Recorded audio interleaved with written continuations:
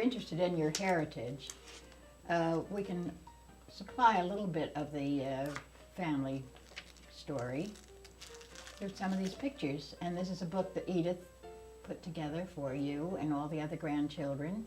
And I did the composition work on it, but she did all the work. And the first picture here. That's Robert and Eliza Blair with Martha Blair. And Martha Blair was the sister closest to my mother. Mm-hmm. She was, mother was number 7, and I think Martha was the youngest child, number 9. And they really kept in touch with each other through all of their lives. And Martha died just before my mother did. My mother was the last one of the family, the 7th child of 9 children. Here's a question. Yeah. Martha lived her whole life in Northern Ireland? She did. Martha married a schoolmaster. And in those days, the schoolmaster was provided a home in the schoolhouse. And of course, as part of his duties as a schoolmaster, he not only did the teaching, he did the maintenance work and the janitorial work, and was provided a home in the schoolhouse. So until he retired, they never really had a home of their own. And when they did get a home of their own, they bought a little inn, which would be like a bed and breakfast that we have today. And we visited that, Chet, if you remember. It was on a lake, and it was a very attractive place, very pretty. This is Eliza Blair. I was called Elizabeth because I was named for my grandmother Blair, my maternal grandmother Blair. Sometimes she's called Eliza, sometimes she's called Elizabeth.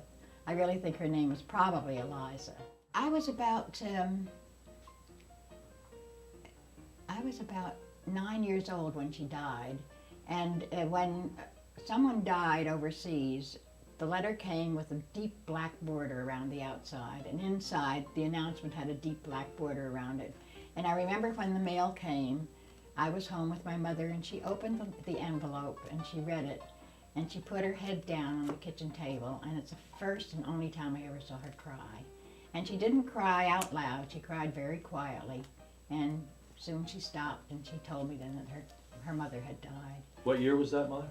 I was about 9 years old, so it might have been 1917. I do have the actual date written somewhere, but it was in that time frame of that. So that's, Eliza was a farmer's wife, and you have a picture there of the farmhouse that one of the relatives made, and I sent it to my mother just before she died. I asked my mother what her job on the farm was, and she said her job was to take the 4 o'clock and the 11 o'clock tea out to the farmhands. Each person had a little job. There were 2 brothers, and of course they worked on the farm. Have you visited that farm at all? Yes, I went there in 1965, and all that was left was a wall, and just a wall with sort of a window out, and it was under a lot of bushes. One of my first cousins, whose name was Robert Finley, and we all called him Bertie. Everybody called him Bertie. That seemed to be the fashion in England. If your name was Robert, you were called Bertie. And Bertie took me there and showed me the remains of the house. The next time we went, which was with Edith, we didn't see the remains. And then the third time I went was with Chet and Ginny, and the remains, of course, were completely gone. We didn't see them either. Yes, this is the farm. It's on a hill, as you can see, and the hill has a name, Knockmany. And that's, I never really realized that Knockmany was the name of a hill until my 3rd visit there, and one of the cousins who was with us said, yes, that's the name of the hill. What did you think it was prior, the name of the place? I thought it was a region. And I guess in a way it is a region, don't you think so? But the region just happens to be a hill. What town was Knockmany in? Darylin. Darylin, right. Darylin. Mm-hmm.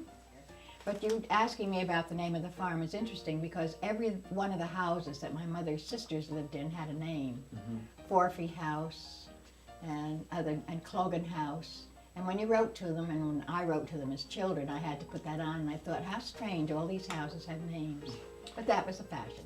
But adjacent to this farm, and up another farm road, was Robert Blair's brother's farm. And I think that was still in existence. The property still is owned by the descendants, Blairs. right? Yes. By whom? By descendants of Robert Blair, Yes, I believe. that's right. Exactly. Yep. And we were with some of the descendants when we were there.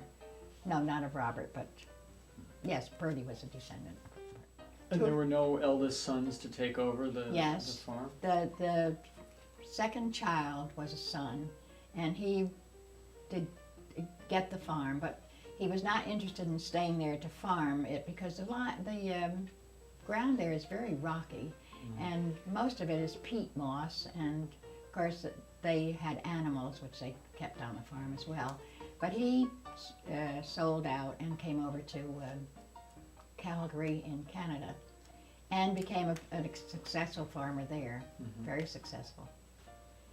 Then the oldest sister, Catherine, went to New Zealand, and she grew up in New Zealand, and there were cousins from New Zealand, and one time, the first time I went there, I remember having my picture taken with cousins from each of my mother's siblings.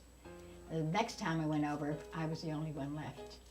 So one each of all 9 siblings went for a reunion? Yeah. It wasn't exactly a reunion. Some of them had come back to live there. Oh, okay. One had married and come back, and some stayed in Ireland, a few did. So that was very interesting. And then we come to my mother's picture, and I think my mother was very pretty. My mother came over and had her 20th birthday, coming over on the ship called Columbia. So that would be 1893, when she came the first time. She stayed here a while and came to Patterson. Of course, everyone had to have a sponsor to come to. And why did she come? She and her sister were supposed to come together. Her sister had a fiancé who preceded them to America, and they were coming over to join the fiancé, and my mother's sister was going to be married. But before they sailed, they had word that her fiancé was engaged to someone in America, and so the wedding would not take place. And my mother's sister did not come, but my mother came by herself. And she said goodbye to all her family and came over with her trunk. And your mother has my mother's trunk that she brought over with her. Right. Still there at Tower House. When Mother came over, she lived with people by the name of Armour, A-R-M-O-U-R. And there was a son and a daughter there, and they had connections with someone in Ireland. And of course my mother came to live with them, and they sponsored her. She joined the Methodist Episcopal Church in Patterson, and my father was already a member there, and so the two of them met, and that's how they became interested in each other. But then Mother's sister, one of her younger sisters was, one of her older sisters was dying of breast cancer, and Mother decided to go back and be with her sister while she was still alive, which she did. And when Dad had enough money, she was to come back to America and get married. Well, she went back in 1903, I guess, and came over again in 1907. Dad had finally gotten enough money. And they were married in 1907, and I was born in 1908. So it's a long time to wait. It is a long time to wait. And my mother was 35 when I was born. And 3 years later, she had Edith. So you see, she was really in fashion, in today's fashion then, because today's women are having their babies at 35 as well. Then we have, after my mother's picture, when she was very young, that's Susanna and her 2 sisters and a brother. Okay, I'm not sure what the names of the sisters are here or the brother. But she had 2 brothers. One was the second oldest and the other was the second youngest. And both of them came to Canada eventually and lived and had farms. And have you visited those descendants? I did. I visited the farmer in Calgary, but when I went, he was away on vacation, so I met one of the granddaughters.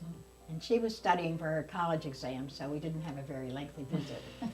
But I did see the farm. It was a very nice farm. And I was disappointed that they weren't home, but I did see one of the granddaughters rather. These are your grandma's brothers, John Robert, George Blair. And George, yes. John Robert was the older one, and George was the younger one. You never personally met either Never of did. these two? Never did. No. Even though they lived in Canada, people didn't travel as they do now in early 1900s, and so we just never met. Right.